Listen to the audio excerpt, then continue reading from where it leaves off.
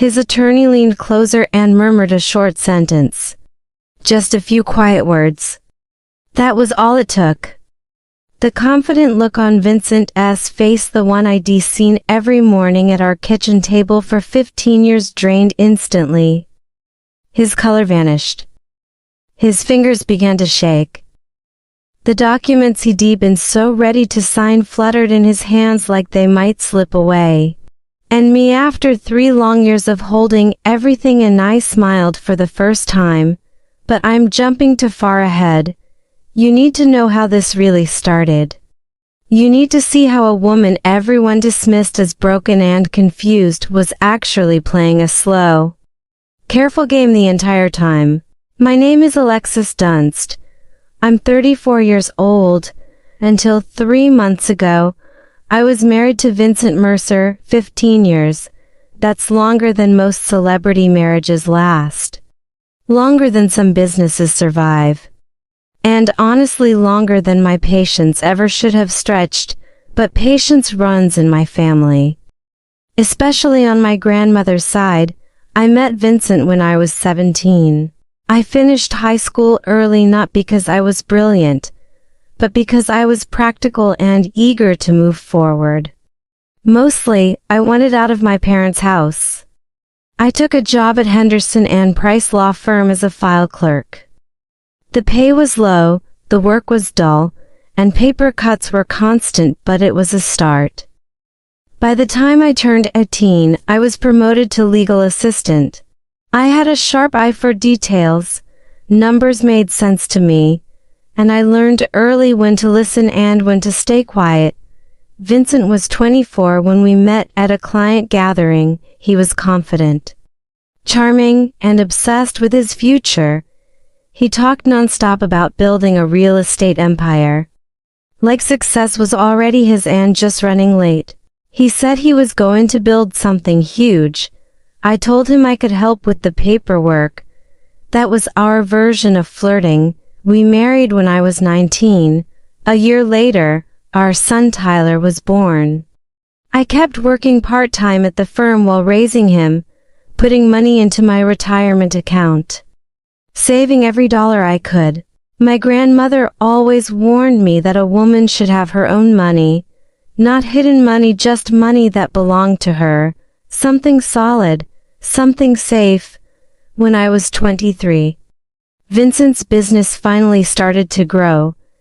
He asked me to leave the law firm and work with him full-time. He said he needed someone he could trust to manage finances, deal with clients, organize contractors, and keep everything running smoothly. So I did. Without a salary, I became the bookkeeper, the office manager, the client coordinator, the staging expert for model homes, the marketing planner, and the person who made every event look perfect.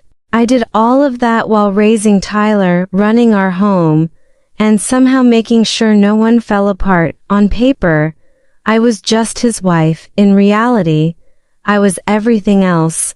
For 11 years, I gave everything I had to Vincent's dream, and for 11 years, he stood in the spotlight alone. At conferences, I was introduced as Vincent's wife. At celebrations, he thanked his partners, his mentors, his instincts, but my name never quite made the list.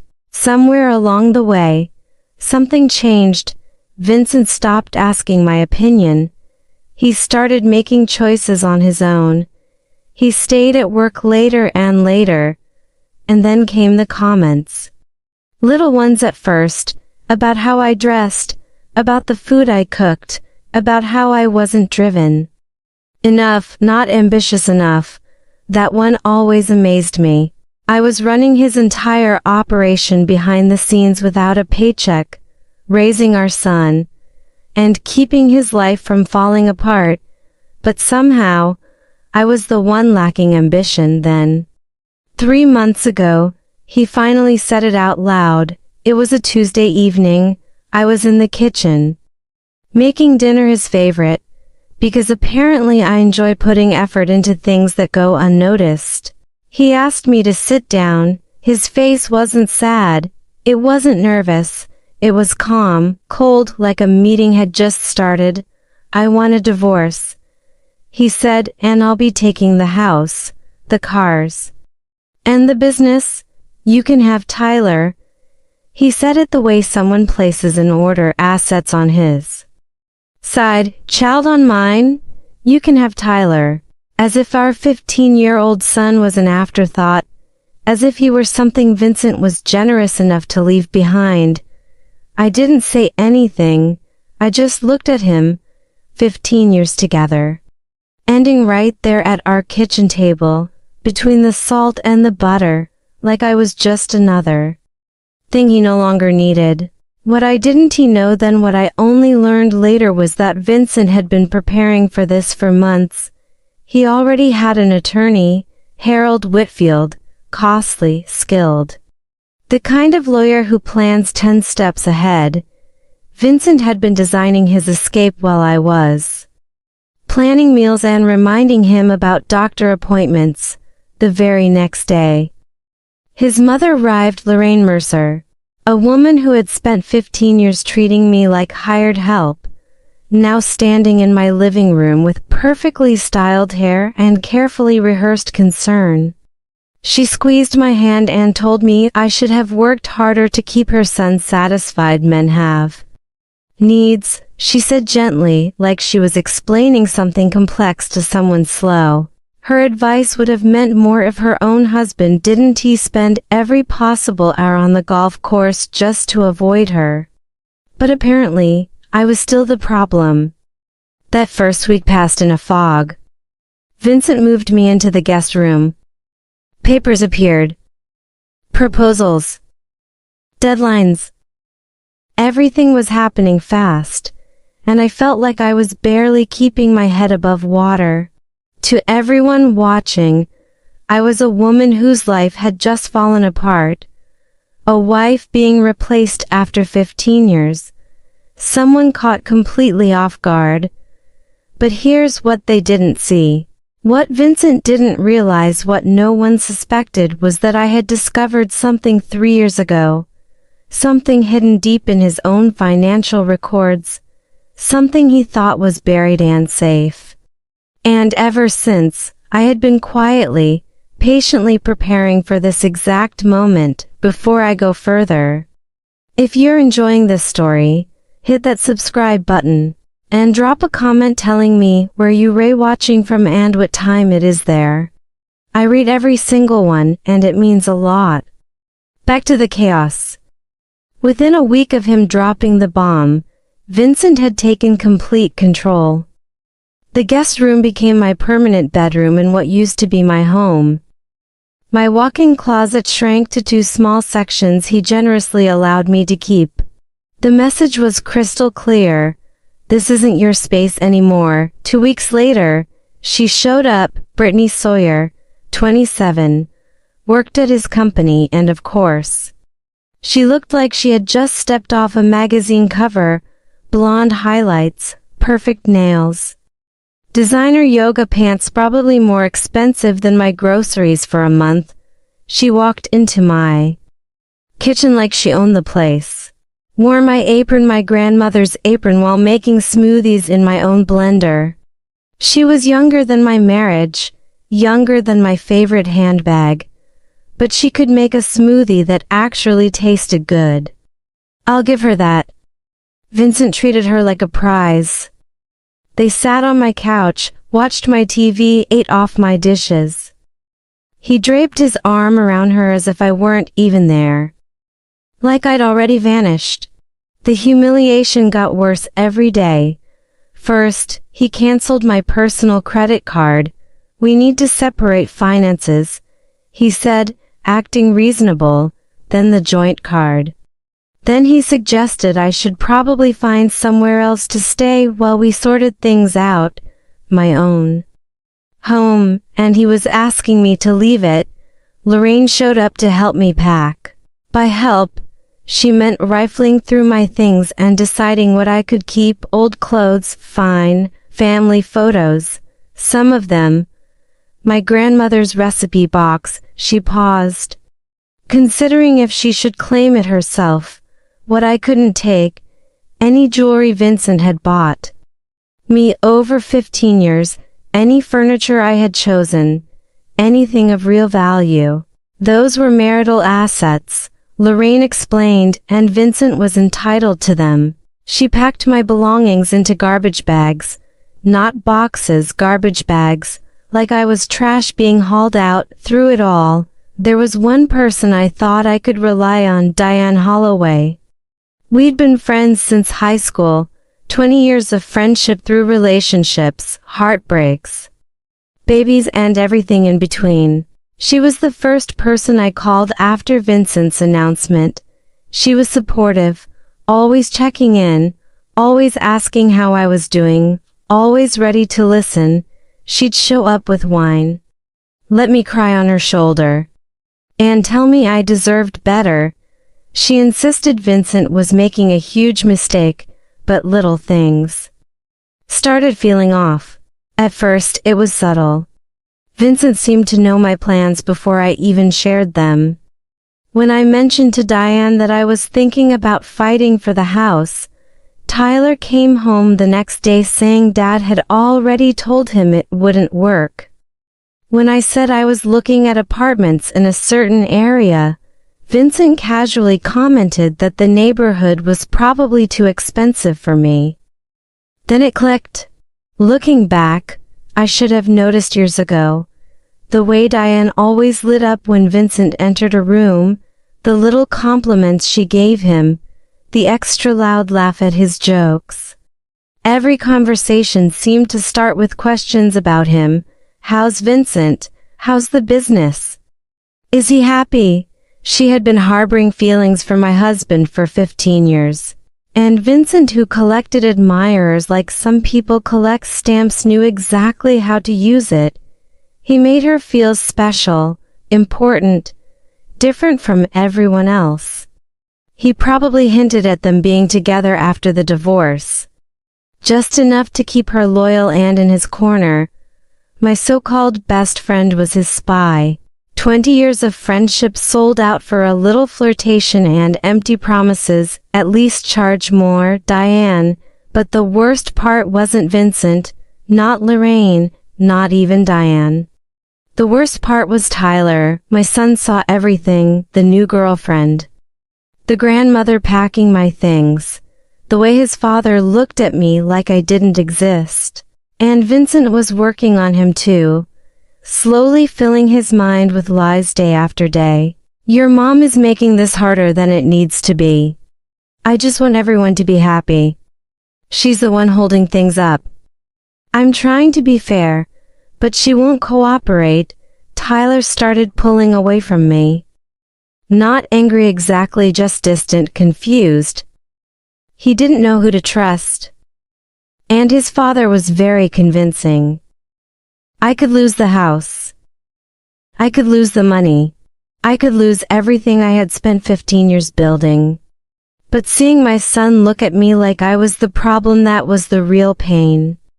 That was the wound that bled. I hired a lawyer. Nina Castellano. 52, sharp as a scalpel, zero tolerance for nonsense. She looked over my case and laid out the plan. You helped build this business, she said. You're entitled to half. The house, the company, the accounts. We fight. I stared at her. What if I don't want to fight? Nina blinked like I had lost my mind. Like I'd suggested sending Vincent a thank you card with a fruit basket. She assumed I was crushed out, defeated, too tired to stand up for myself. She had no idea. I moved into a tiny apartment with Tyler. 2 bedrooms, 1 bathroom, a kitchen the size of my old pantry. Half our boxes didn't even fit. They sat stacked in Tyler's room like a reminder of how far we'd fallen. Meanwhile, Vincent was posting photos with Brittany. New chapter, new energy, blessed. He wrote. Lorraine commented, so happy for you, sweetheart, you deserve joy. My sister called. Furious, get a shark lawyer, take him for everything he's worth. Everyone had advice. Everyone thought they knew what I should do. Everyone saw a woman who had given up, who couldn't fight, who was letting her husband walk all over her. Everyone was wrong. Here's the thing about being underestimated. People stop paying attention. They stop being careful. They stop hiding their secrets. And that's exactly when you learn everything you need to know. 3 years. That's how long I'd been carrying this secret. 3 years. That's how long I'd known the truth about Vincent Mercer and his glittering, glamorous, totally fake empire.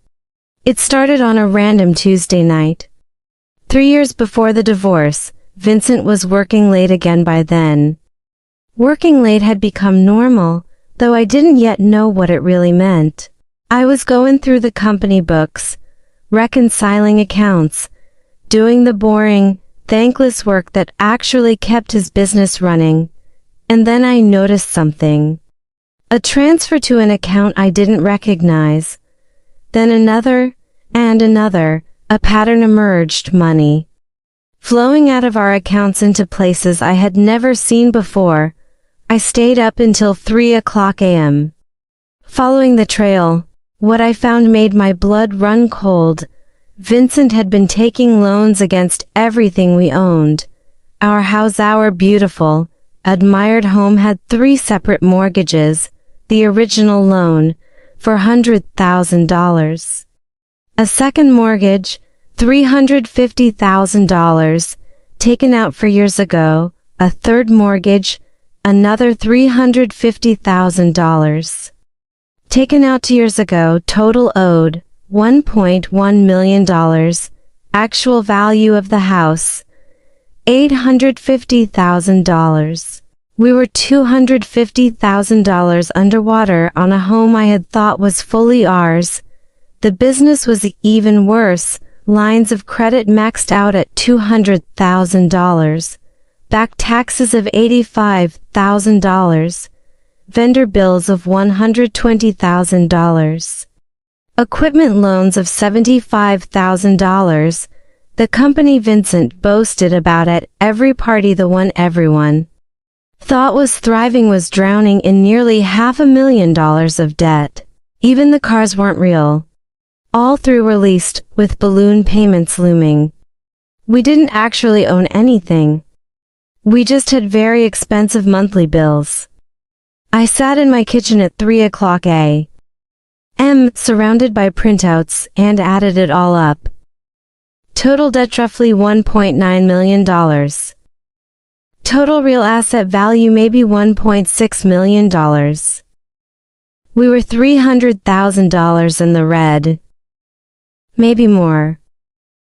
But where had all the money gone? I kept digging. For weeks, I traced every transaction I could find, and the picture that emerged was devastating. Cryptocurrency investments, $180,000, all gone. Gambling losses, $75,000 gone. An apartment I didn't know existed, rented for a woman I didn't know existed, $60,000 in rent and furnishings. Lifestyle expenses that never touched our home, watches, suits. Trips I wasn't invited on, another $85,000 vanished. My husband wasn't building an empire. He was building a house of cards, and the cards were borrowed and on fire from a distance. We looked rich up close. We were hollow, like a mannequin pretending to live. At first, I wanted to confront him, to yell, to cry, to demand answers, but I knew Vincent. I'd watched him for years. If I confronted him, he'd twist the story, make me doubt myself, blame me. And worst of all, if he realized I knew the truth, he might try to take my separate money too. See, I'd always kept a little something just for myself. My grandmother's voice echoing in my head. A woman should have her own money. My IRA from my law firm years. I rolled it over when I quit, never touched it. By then, It had grown to about $180,000, mine earned. Separate under the law. Then there was my grandmother herself. She passed when I was 28 and left me $340,000. Her will was clear. This money is for Alexis alone. I kept it in a separate account for 6 years, never mixed it with Vincent's finances, never spent it on household bills. My grandmother had done the same for 50 years, not secret money, just money that was mine. The smartest woman I ever knew, all told. I had roughly $520,000 that was completely, legally, and entirely mine, so I didn't confront Vincent instead. I protected myself. I worked with my uncle, a retired accountant, to set up an irrevocable trust for Tyler. My IRA and my inheritance went straight into it. My name wasn't on it as a beneficiary. Vincent's name wasn't on it either. It was for Tyler's future college, a first home, emergencies, and touchable safe.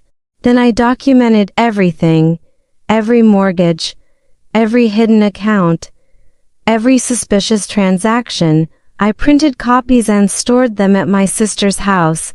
I put some in a safe deposit box. I saved everything on an encrypted drive, and then I waited. I knew Vincent would leave. Eventually, men like him always do. They get bored.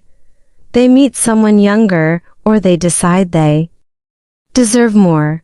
I just needed to be ready when that day came. 3 years of waiting. 3 years of watching him dig a deeper hole. 3 years of smiling at parties while knowing our life was built on quicksand. I became an expert at patience, and at pretending I didn't know we were drowning financially. When Vincent finally asked for a divorce, demanding the house, the cars, the business, everything, I almost laughed. He wasn't asking for assets. He was asking for debt. He just didn't realize it yet. Back in the present, I sat across from Nina Castellano and laid 3 binders on her desk, 3 years of evidence.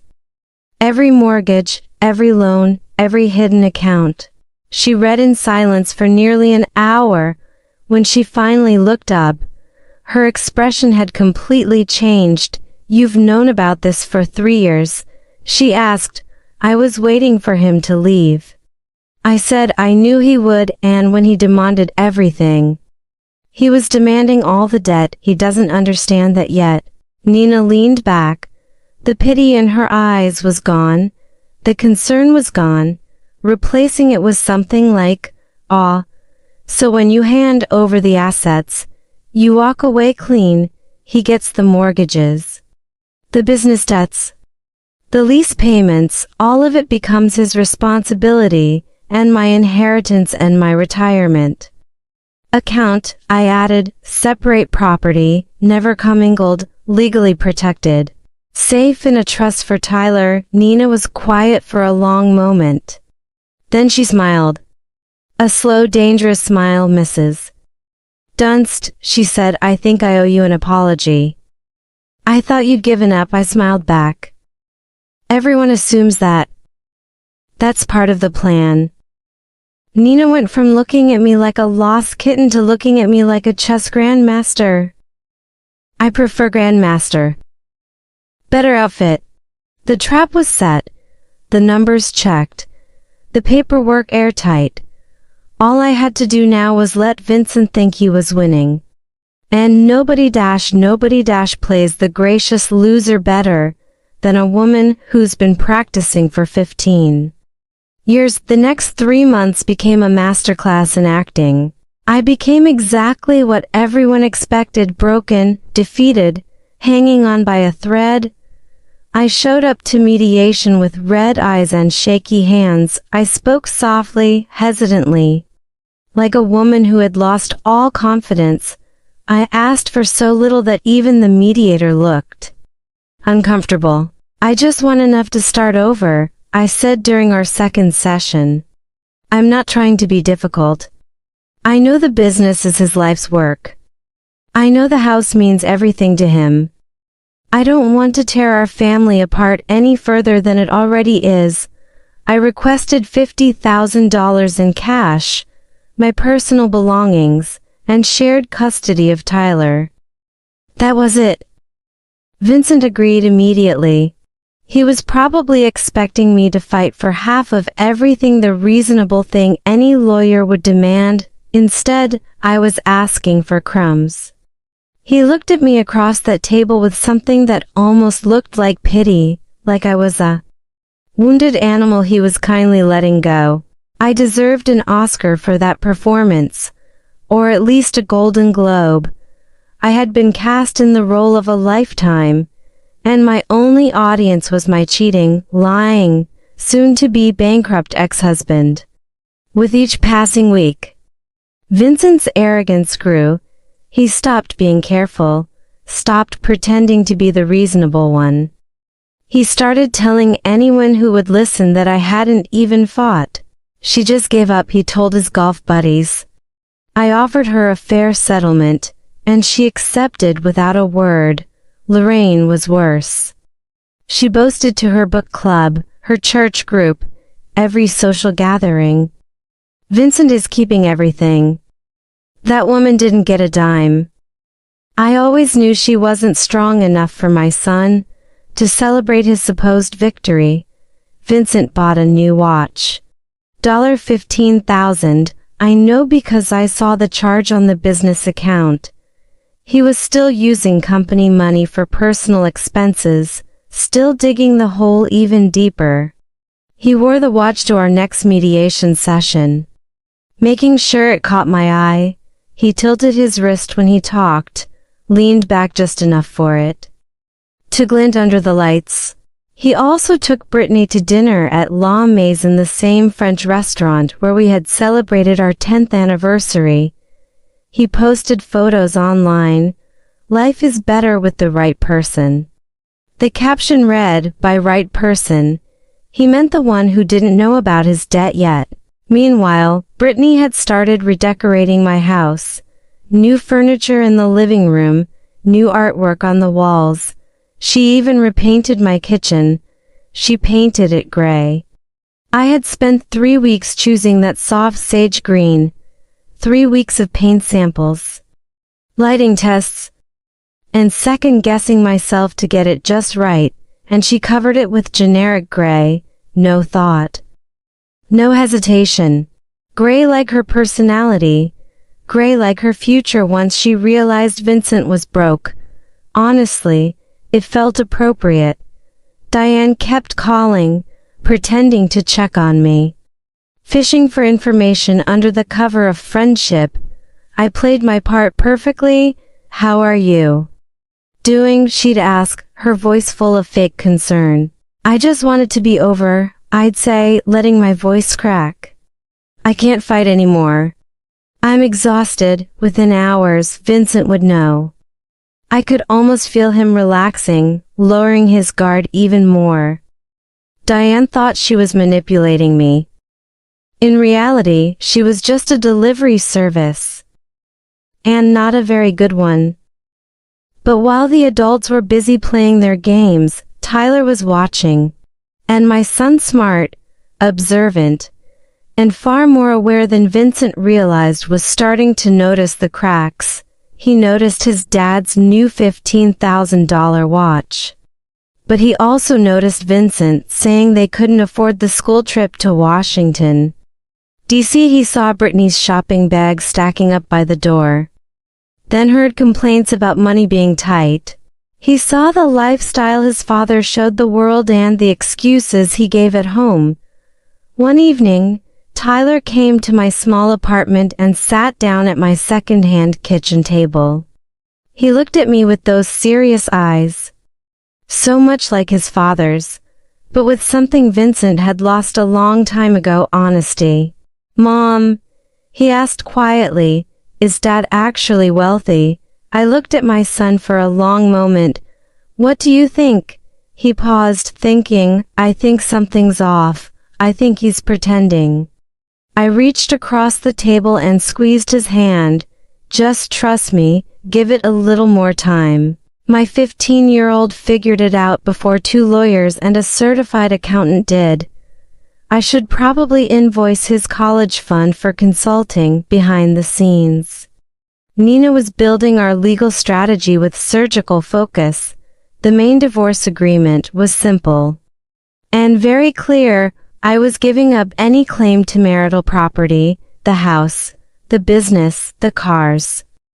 Everything would go to Vincent. In return, I'd receive a small cash settlement and walk away.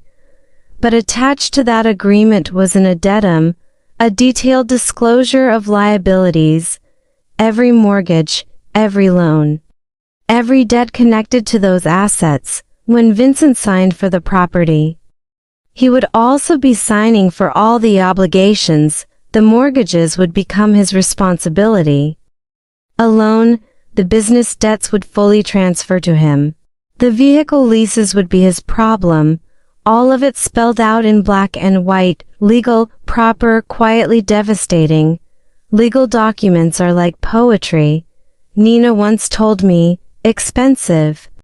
Boring poetry that can destroy someone's life, my favorite kind. 2 weeks before the final hearing, Harold Whitfield, Vincent's attorney, called Nina with concerns. My client is taking on substantial assets, Harold said carefully. I'd like to request a full financial review before we finalize. Just to confirm the numbers. Nina kept her tone calm. Of course, we're happy to provide whatever documentation you need. But when Harold raised the idea with Vincent, my soon-to-be ex shut it down immediately. No audits, Vincent said. I built that company. I know exactly what it's worth. I'm not paying an accountant to tell me what I already know. Harold tried again. I strongly advise verifying the values before you sign. This is a significant. Here's a clean, rewritten version of Section 12, keeping the same simple tone, pacing, and emotional edge, fully original and safe for YouTube. No, Vincent cut him off. Brittany wants this finished. I want this finished. No more delays. Harold had been practicing law for over 30 years. He knew when a client was about to make a bad decision. He also knew he couldn't force someone to listen, so he handed Vincent a waiver, a document stating that legal counsel had advised an independent financial review and that Vincent was choosing to refuse it. Vincent signed without reading a word. Just like he'd signed everything else. Never underestimate the influence of an impatient girlfriend on a man who hates paperwork. Brittany was worth millions to me in legal strategy. The night before the hearing, Vincent sent me a text. Thanks for not making this messy. I stared at the screen for a long time. 15 years of marriage. 15 years of building his company. Raising his child. Running his life, and now he was thanking me for making his exit easy. I typed back. I just want what's best for Tyler. What was best for Tyler? His trust. His future protected. And a father who was about to learn the most expensive lesson of his life. That evening, Nina called me. Thursday, 9:00 a.m. Final hearing. Judge Patricia Holden. Are you ready? I looked around my small apartment. The second-hand furniture. The boxes still stacked in the corner. The tiny kitchen I painted sage green because it felt like hope. I've been ready for 3 years, 3 years of waiting, and the moment had finally arrived. I felt like a kid on Christmas morning, if Christmas involved a courtroom and financial consequences. Thursday morning, 9:00 a.m. Vincent was about to walk into that courtroom expecting to claim his reward. He had no idea he was about to inherit a financial avalanche, one he had willingly signed for himself. And the best part? He had asked for it in writing, in front of witnesses. If you've made it this far, you know something satisfying is about to happen. Hit that like button if you're ready to see Vincent get what he deserves. And if you haven't subscribed yet, why wait? I've got more stories just like this. Now let's finish it. Thursday, April 17th, 9:00 a.m. Courtroom for B. I remember every detail. The sunlight streaming through the tall windows. The smell of old wood and polish. The quiet shuffle of lawyers organizing papers. This was the place where 15 years of marriage would officially end. And where 3 years of patience would finally pay off. Vincent arrived first. Of course he did. Wearing his best suit, the charcoal Armani ID helped him pick out years ago for a client dinner. His new watch glinted as he shook hands with Harold. He looked confident, relaxed. Like a man about to close a very favorable deal. Brittany waited in the hallway. She wasn't allowed inside, but she wanted to watch. Perfect makeup. Designer bag. Scrolling her phone like this was just another boring appointment. Lorraine was in the gallery, dressed up for the occasion, probably planning a celebratory lunch afterward. She looked at me as I entered and gave me that little smile, the kind someone gives when they think they've already won. I arrived a few minutes later. Simple navy dress. No jewelry. Hair in a low bun. Tired. Defeated. Like a woman with nothing left to fight for. Perfect. I looked like someone who had given up on life and fashion simultaneously. Convincing. I should really teach acting classes. Judge Patricia Holden entered, and everyone rose. Early 60s, silver hair. Reading glasses perched on her nose, 30 years on the family court bench. She had seen every trick, every manipulation, every lie divorcing couples could throw at each other.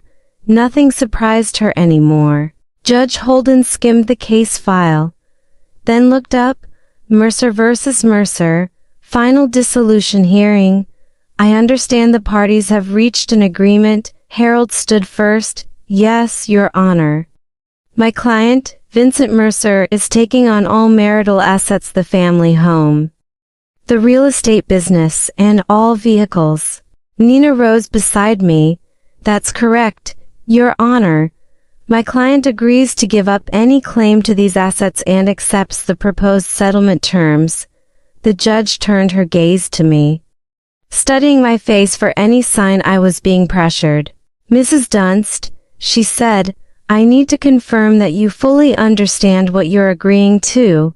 You are giving up claims to significant property, the home, the business you helped build. Are you certain this is what you want? I kept my voice soft, just slightly shaky. Yes. Your Honor, I understand, and this is voluntary. No one is forcing you. No, Your Honor. I looked down at my hands, then back up. I want my husband to have everything he's asking for. I want this over. She studied me for another long moment. I could almost see her weighing whether to intervene, delay, or protect me from what might look like a terrible choice. But I had Nina. I was clearer. I was an adult making my own decision. Very well, she said. Let's proceed. The clerk handed out the final documents, pages and pages of legal text.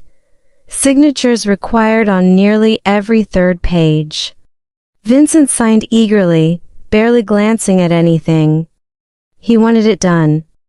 He wanted to rush back to his new life, his new girlfriend, his new freedom. I signed slowly, deliberately.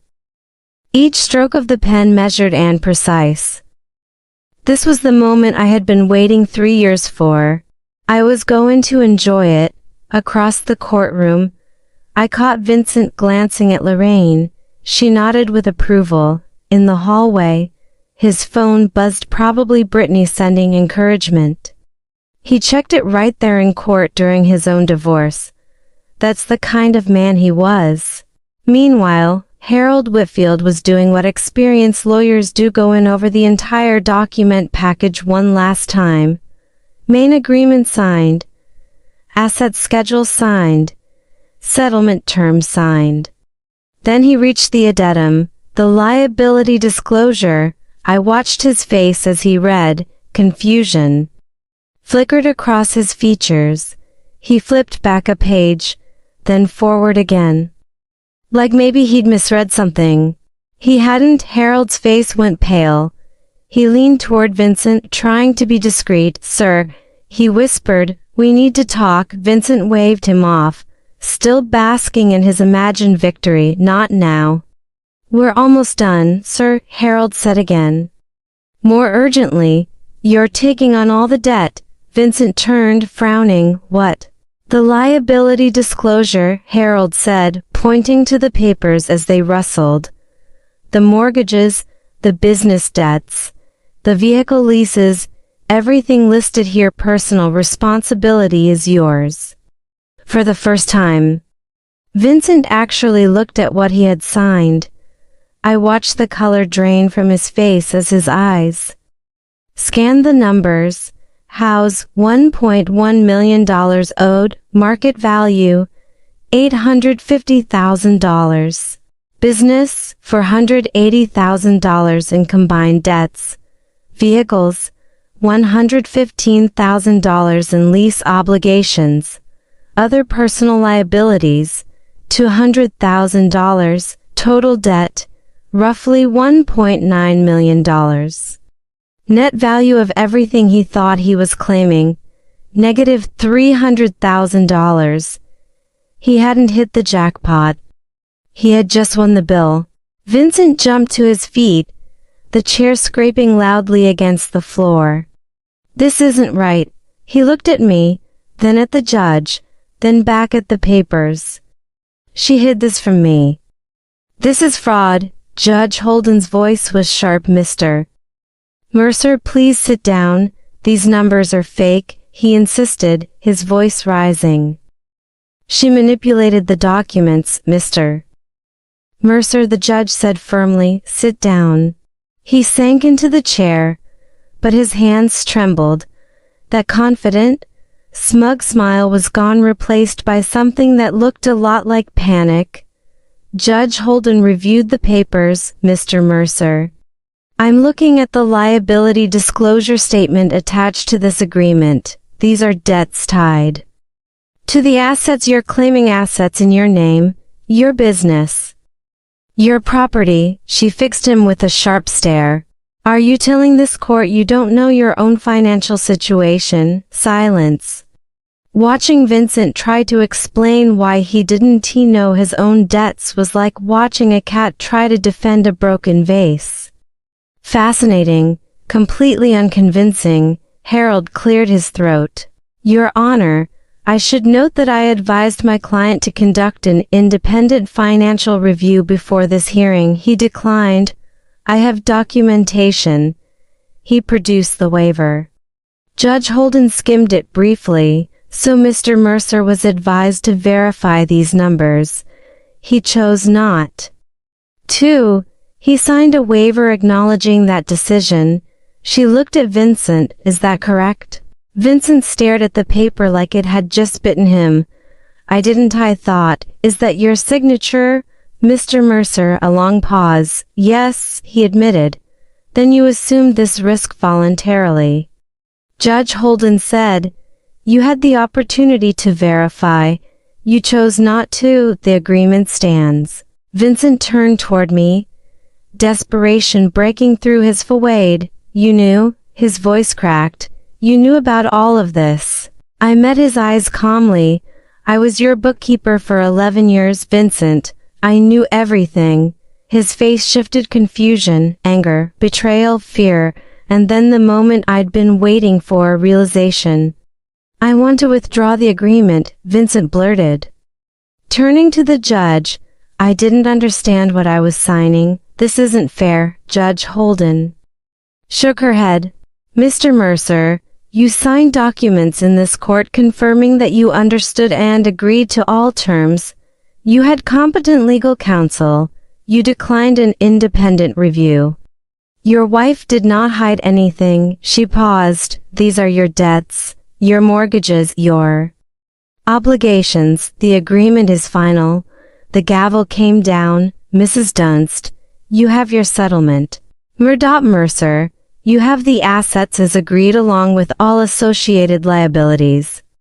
This marriage is dissolved. I stood, smoothed my dress, picked up my purse. Then I looked at Vincent one last time. He was slumped in his chair, papers scattered, his carefully built world crumbling around him. You said you wanted everything except Tyler, I said softly. I gave you exactly what you asked for. I walked out of the courtroom without looking back. In the hallway, I could hear Vincent yelling at Harold, demanding explanations, threatening lawsuits. Harold's calm voice carried clearly. I told you to get an audit. I have it in writing. You refused, through the glass doors. I saw Brittany's expression change as she listened. She really looked at Vincent and finally saw beyond the facade of the successful businessman she thought she was getting. She was gone before I even reached the elevator, fast, heels clicking.